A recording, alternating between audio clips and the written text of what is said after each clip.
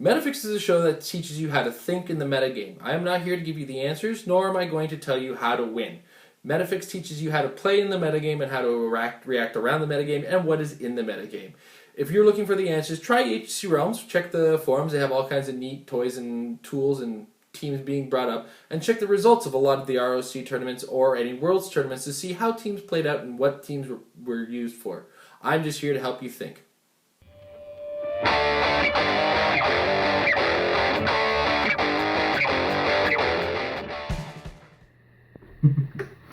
So, not too long ago, we had an episode of the Metal Lab. And one of our fans was wonderful enough to ask us the question what we all thought was the most overpowered piece in the game. And all of us paused. We all paused because we didn't want to say what the truth and what we were all thinking was. And that's Nick Fury. He is one of the most potent things to come out in the game ever. Is he killable? Yes, absolutely. He can absolutely be blown out of the water. Has he won everything? No. He's actually, since he's come out, he has not won every single tournament he's been privy to. But that doesn't stop him from being one of the most potent figures in the metagame right now.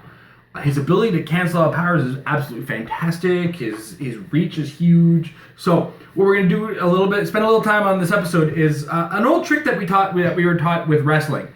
And when I was on the wrestling team, what they would teach you is they teach you a wrestling move, and then we teach you the counter. So in this episode, how to use Nick Fury, how to counter him. So the man delightfully nicknamed the Balls of Fury, even though those are eyeballs that he's carrying. He's quite a spectacular figure. Coming in at 6 Clix. It's not the deepest dial in the world, but he's 120 points, and then it's what's special about him that makes him special. First of all, his improved targeting ignores characters, it ignores elevated terrain, and it ignores hindering. If he ignored blocking, there literally wouldn't be a map in the world that can stop him. He comes with a trait. This trait gives him shape change, which means, no matter what click he's on, he has shape change. So unless he's facing another Nick Fury or a Battle Fury, he's got it. As well, that trait comes with the unfortunate extra effect where, unfortunate if you're against him, by the way. Wonderfully fortunate if you're playing with him. When Nick Fury targets only the highest point opposing character with an attack, modifies attack and damage values by +1, and he deals penetrating damage. Holy smokes, that's potent. And then we move on to his special power, which he has on all but 2 of his clicks, and that is the Watcher's Eye to see secrets. Nick Fury can use probability control, give him a free action, choose a power that an opposing character within range and line of fire can use. That character can't use that power until your next turn. Now, people recognize this with the orange power battery. The ability to force an opponent into a can't use a power situation is unstoppable. I don't care if you have quintessence. I don't care if your powers can't be countered. Can't use overblows at all. Because basically it just says, do you have or can you use that power? And the fact that it checks for can use means that powers that are granted by traits, powers that are granted by team abilities, powers that are granted by other powers, even a portion of a power can be stopped by him. That's insane. Let's not kid ourselves, right?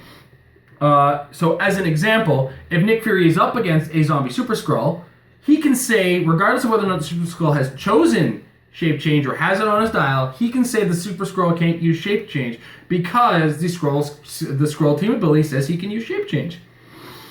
Now, that is an incredibly potent ability as far as using it. You can stop just about anything. It could be a power granted by a resource. It could be a power granted by another character next to that character. Anything like that. So when you're using that, you got to choose very carefully, but be aware of what situations you're coming across.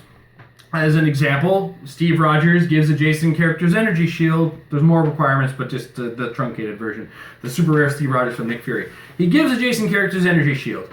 That means that if Nick Fury somehow can't get a line of fire on that Steve Rogers, that character who's getting energy shield from Steve Rogers can have that power canceled by Nick Fury. It's an incredibly potent power.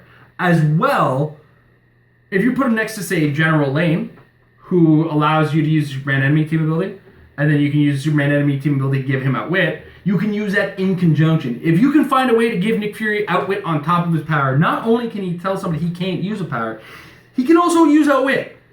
So you see where this all kind of comes full circle is Nick Fury is just so super effective with everything he does. It's a very easy character to use. At 9 range, he can go across, he can shoot, once he's halfway through the map, there's very little stopping him unless it's an indoor map. As well, he's indomitable, so he can keep going. Toughness, it's okay, but if you're not packing some penetrating damage, then you got to do a lot of damage to him. And the fact that he comes with the shield team ability is just even more insult to injury, because the shield team ability, when he's adjacent to a character, that character he's adjacent to gets +1 range. That's, say, another Nick Fury or a character with like a 7, 8 range. They also become as rangy as he is. So, with that said, he's a very, very strong character, fits on a lot of teams, and his collection of keywords is super usable in Assassin, Cosmic, Past, Shield, Soldier, Spy. Soldier he's been seeing a lot of, Shield gives you a lot of options, Spy is a very, very present keyword nowadays in the game, and you gotta keep your eyes open for what spies are available for Nick Fury to be using. So now that we've talked about how good he is, how you use him is very, very self-explanatory. Have somebody to carry him. He lacks move and attack. It's a very important aspect to making Nick Fury really effective. You need somebody who can take him along for a ride so that he can get there, cancel some powers, and then next turn, cancel a power that's getting in the way of him doing a ton of damage to the character.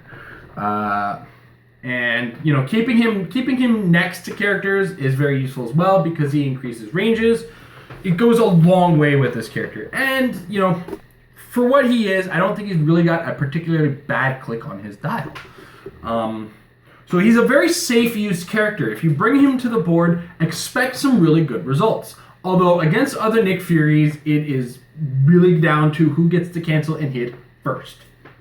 Very, very tough situation to put yourself in. Now, how do we deal with something this maniacally amazing? There's a few options. Some of them are harder to acquire than others. I'm going to start with the hard to acquire ones because they're easier to explain. For one, the con exclusive Loki is a very, very strong counter to him for one big reason. Nick Fury is under 150 points. He is not mystical. He is not a deity. I believe he's Asgardian is another requirement on Loki. I'm not sure. Anyway, Nick Fury doesn't meet any of those criteria, meaning he'll never be able to draw a line of fire to Loki, which is a major requirement of his cancel power. Now, that all stems on Loki only having one action token. I think that's very reasonable to expect when he has sidestep, ignores hindering and elevated for movement. He's a very safe character in order to operate. What you run into, of course, is the problem that if somebody is silly enough to bring, a zombie Super Skrull or a Kyle Rayner, you leave yourself susceptible to those characters, and then you've got another problem to deal with outside of Nick Fury.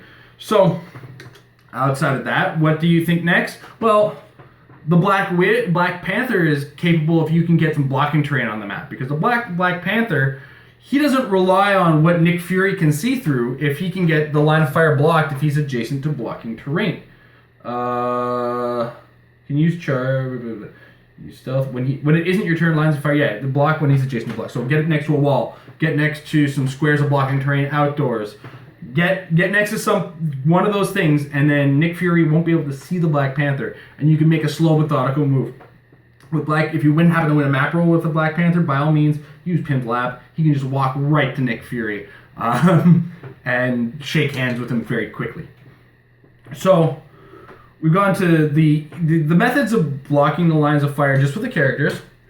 So let's think a little cheaper. Barrier is a fantastic option to deal with him because let's be honest, he can't see through blocking terrain. So if you can bring some blocking terrain to the table, he won't be able to, see you. Now, a lot of cases, barrier is a power action, which takes up an action from your action pool, which is difficult. So we look to the modern meta, and in the modern meta, there are ways of getting free blocking terrain. There are walls on the power batteries, and there are all kinds of characters that have some kind of free barrier, I believe. Ultimately, the wall is your safest bet. But when you move into the limited format, you don't have that option now, do you? The wall or the power batteries aren't available to you, and as a result, you have to kind of look to another source. Now, somebody from the Metal Lab, Jay, has come up with the idea of using Blackout from the Nick Fury set, because Blackout allows you to use Smoke Cloud and Barrier as a free action with one token only. Now, that one token of blocking terrain is absolutely enough to stop a Nick Fury, because Nick Fury isn't the most mobile shooter in the world. I mean, like I said, he doesn't come with a great deal of movement attack, except on a couple of his clicks with sidestep, and that barely counts. So, blocking terrain is a great way of dealing with him.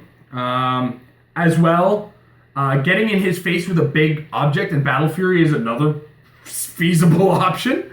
It's not time to kid ourselves. Hit him really hard is a viable strategy. Another Nick Fury is also a viable strategy. Now, there is long-term strategy being able to survive against him that also exists. And that comes in the name of a little robot that we've discussed before, and that robot is Ultron. Now, where I'm getting with this is the Ultron drones at 30 points count on the board as though they're 120 points.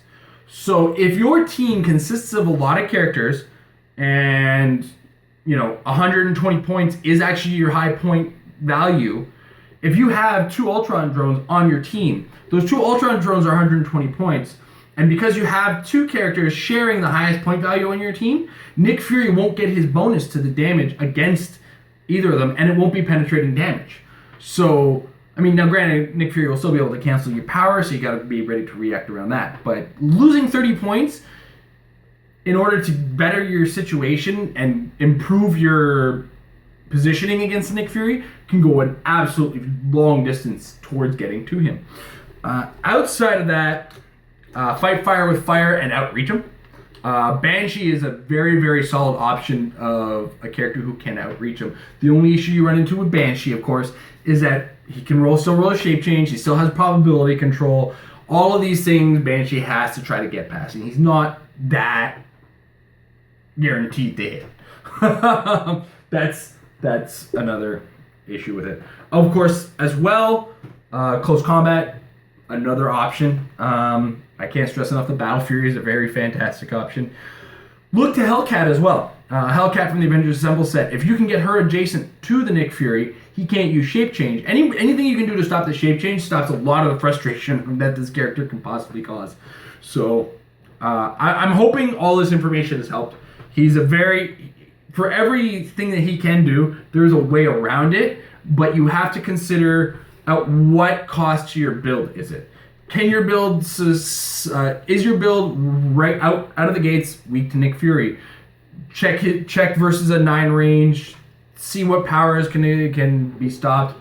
If you outnumber Nick Fury's team by a lot, because he's very limited into one target with a lot of what he does, you don't run into the same problem like, say, a single outwit or his single stop power will only target a single character. Well, if you have a team that has 5 or 6 characters, so he's targeted one character, go take the other 5 and 6 in his face, right? Or get him with sick 'em boy. And one last possibility, another final option, get him inside, get him indoors, get him into a map with a lot of walls. If you can get walls in your favor, blocking terrain in your favor, you can definitely outmaneuver him and get some shots in on him before he can do any damage. So, hopefully I've helped everybody with the Nick Fury situation that we all have. And if we come up with any more options, I'm sure we'll mention them on the Metal Lab. In the meantime, guys, good luck dealing with this one-eyed wonder. And until then, always remember, practice makes your team better. The opinions and thoughts brought to you in Metafix are not meant for the casual game at the table.